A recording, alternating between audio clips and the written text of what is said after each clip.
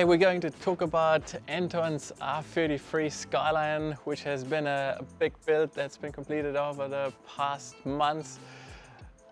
Pretty stealth looking car from the outside, but it is a seriously modified vehicle, and we'll take you through all the steps one by one. So originally Anton got in touch and was looking for a vehicle to purchase in New Zealand. He had a plan, he had already purchased an engine, but he didn't have a vehicle in New Zealand, so went through a few options and decided to go with a completely stock looking, stock R33.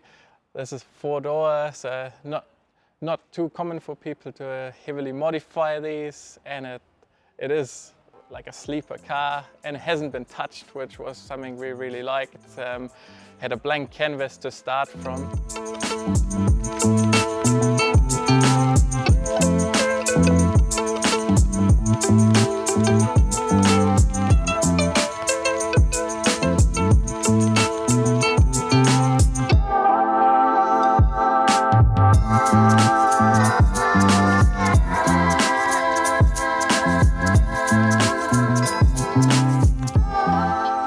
Engine that's in this car is a RB26 that Rips built a few years ago, and it was originally going to go into a GDR in Samoa, but ended up deciding putting it into this vehicle here. More useful roads and a new project for Anton to keep in New Zealand. So let's have a look at the heart of the vehicle and pop the bonnet.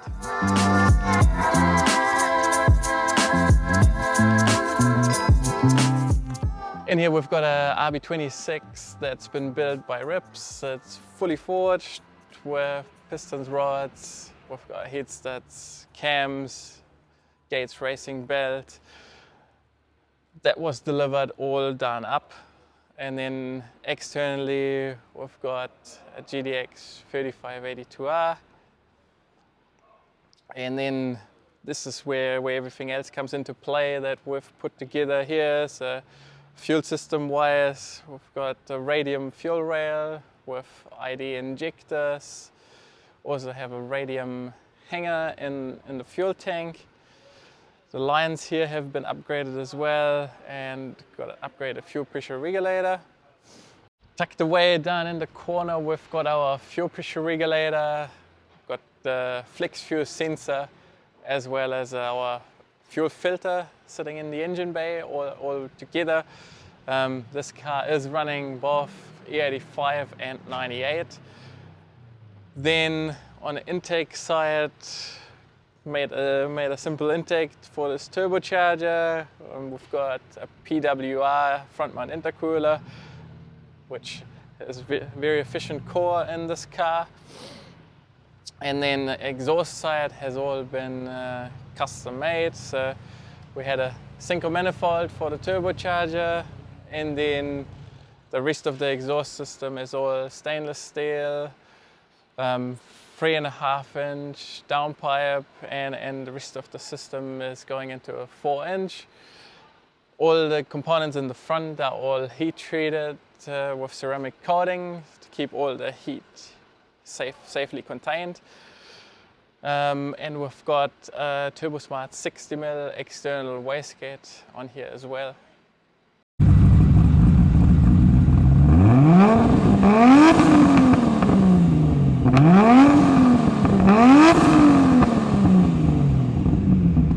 Obviously, when you're making a lot of power, you also need to have good cooling. So we now have a Koyo aluminum radiator in here. And we've also got an oil cooler that is tucked into the front. In the corner we've utilized the space for our catch can, where all the breather lines go. Then we're running quite a lot of different changes to the electronic side of things and engine management. So it's now got a Bosch drive-by-wire throttle body. The harness has all been refreshed, and it has a G4X Link Fury on the interior. And we are also running a bunch of sensors like CAN lambda, ethanol, got oil pressure, got fuel pressure in here, so everything to give the ECU sufficient data and help with the tuning process, as well as the engine protection. Everything around has also been upgraded to support the additional power and make it a reliable package. So the gearbox has been fully refreshed and has upgraded gears from PAR. In the upgraded gearbox here, we've got straight cut gears. Only the fourth gear, which is straight through, is quiet. All the other ones, you have the race car sounding gearbox.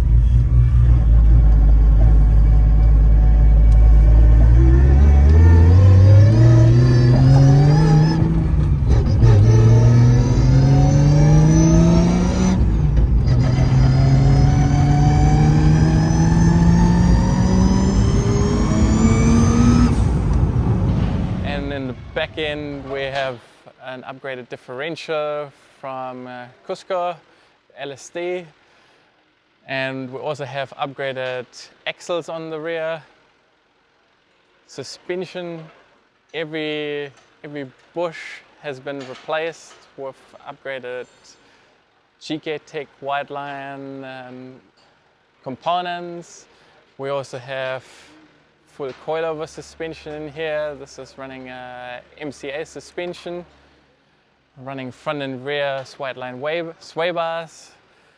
So everything on this car is basically almost like it is a brand new vehicle. The brakes have a moderate upgrade with DBA slotted rotors, and we have DBA XP performance brake pads, as well as braided brake lines in here.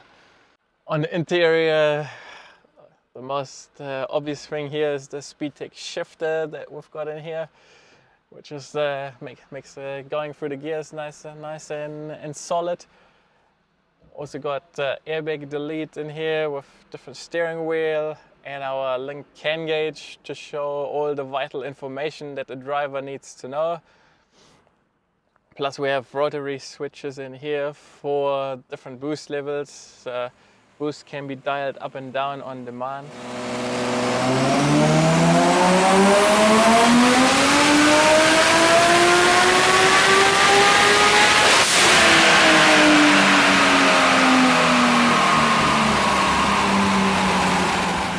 Power output of this vehicle, on our dyno runs we had some issues with traction, but the best power run we got was 489 kilowatt to the rear wheels. That power figure was on E85 and still included some wheel spin, so we expect it to be about 500 kilowatt or more. As a whole, this vehicle is definitely a serious contender out on New Zealand roads and tracks, and I'm sure it will surprise a lot of people when they meet the performance and see the sleeper look of the vehicle. And for Anton, thanks again for bringing your car in and choosing PBMS for this build. And we'll hope you enjoy the car a lot this autumn and next summer.